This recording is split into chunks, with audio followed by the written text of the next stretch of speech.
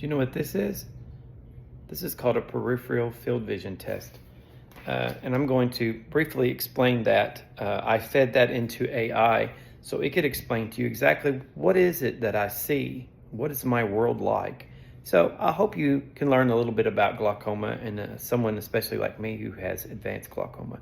So I hope you stick around so I can tell you what is it that I see actually. Clearly invisible with map, where the best things live off the map. You might miss it with your eyes, but you'll feel it in your life. Clearly invisible with map, see the soul behind the stats. If you stay a little while, you'll start seeing through the smile. And thanks for continuing to watch. I appreciate it. Today, I'm going to read to you, and I don't usually read from a paper, but I don't know how else to do it.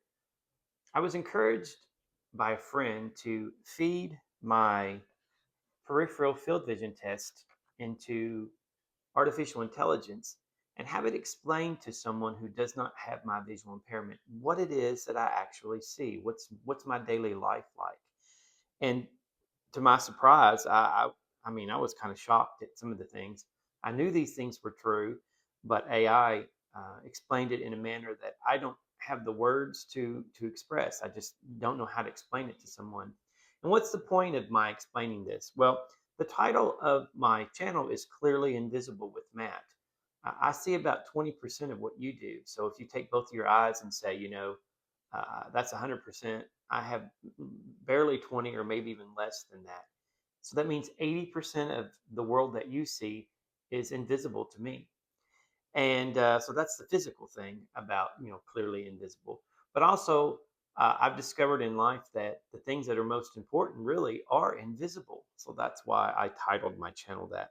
Again, I don't normally read from anything because everything's from the heart and here, but I don't know how else to do this. But I want to share this with others so they understand what it is to be visually impaired. In my case, having had glaucoma my whole life. So I'm going to switch classes here. And right here, again, this is a peripheral field vision test. I don't know if you can see, but this is what I see out of my right eye. The little white in the middle, that's my little island of vision that I have left. And down here just makes more sense to me. This little area here, all this is what I don't see, and right here in the middle is what I do see. Okay, so I didn't have the AI explain the field vision test. I just gave it that information, and I also told it that I am completely blind in the left eye. Glaucoma killed that left eye, and I have no vision at all in my left eye, which was my dominant eye back in the day. I could see 20/20 with this eye with corrective lenses. But now that one's gone. I have no light perception or anything.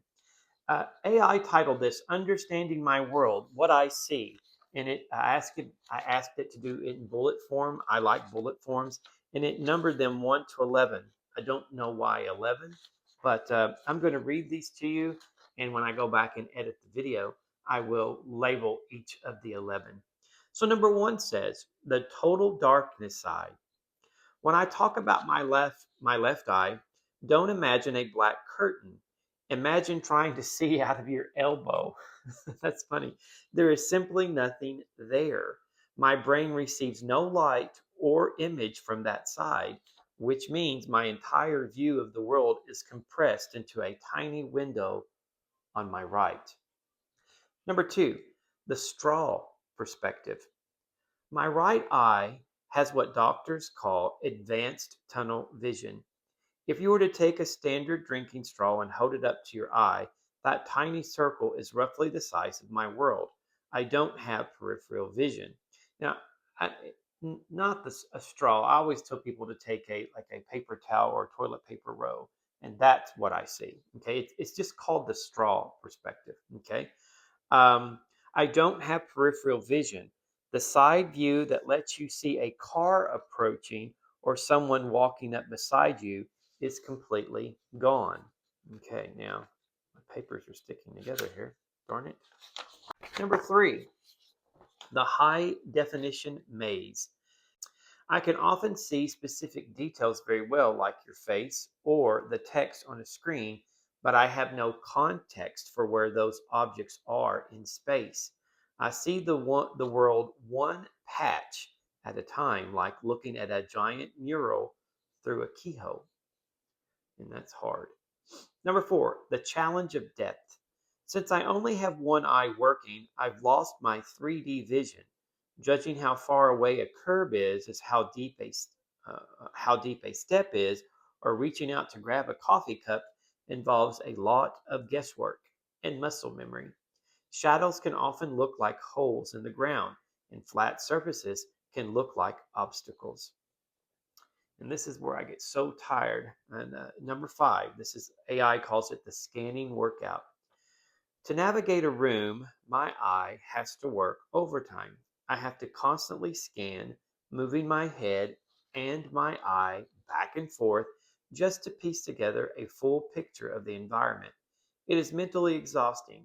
By the end of the day, the strain of hunting for the world can be just as tiring as physical labor. Hunting for the world. That's funny because it's true. Number six, the vanishing act. Objects and people frequently vanish for me.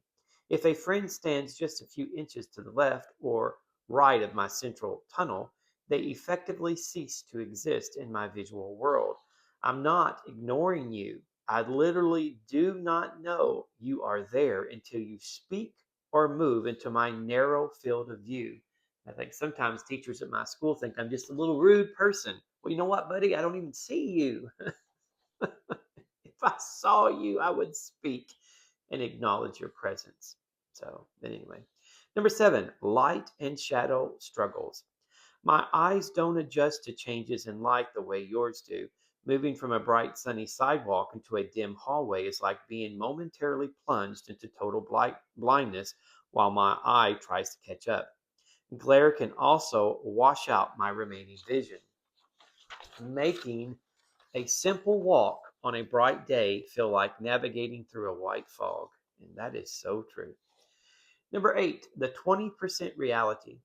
While some people might think low vision just let me read that again. While some people might think low vision just means things are blurry, my reality is a matter of volume.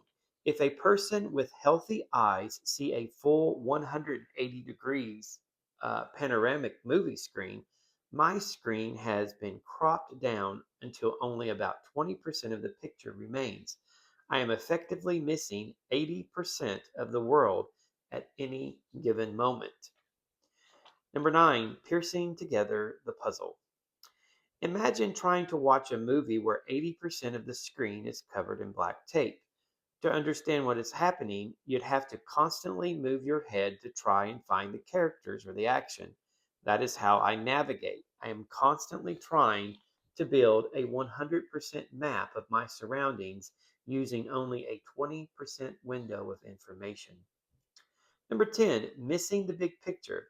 Because I only have access to about 20% of a normal field of view, I often miss the big picture. I might see the buttons on your shirt perfectly, but I can't see your face at the same time. I see the world in fragments and pieces rather than one continuous scene. And number 11, the blind spot majority. It's helpful to think of it this way. For every one thing I can see, there are four things happening around me that I cannot. This 20% limit is why I might miss a hand extended for a handshake or a sign hanging just above eye level. They simply fall into the 80% of the world that is hidden from me. I pretend at being able to see. I've pretended for years. I pretend well. Some people don't even know it. I've been told I need to use a cane wherever I go, but it's an ego thing for me right now. But that's the best way I can explain what I see. I'm missing about 80%. And again, it's not black, it's not blurry, it's just not there. It's like, can you see at your elbow? No, it's just not there. So I'm having to use my mind. I mean, like my home that I live in now, I've got it mapped out in my brain. If my wife wants to get mad at me, or if she's mad at me, all she would have to do is pull out a piece of furniture just an inch, and I'm going to run into it. Same thing as being in the classroom. Mentally, I'm tired. Students, I try to explain to them, don't put your feet out there, don't have items on the floor, don't move my desk. And, it's the same thing every day. And they can't help it. They do those things. And then I wind up paying the price later. So, well, I hope that makes sense to you. I hope you understand a little bit better. I couldn't explain it any better, but thank you for listening. And as my videos continue, I don't want to focus solely on my visual impairment, but it is a part of who I am, and I have to navigate the world differently because of what I've got, glaucoma. So anyway, thanks for listening. I appreciate you sticking with me. Much love to you. I hope you have a great day.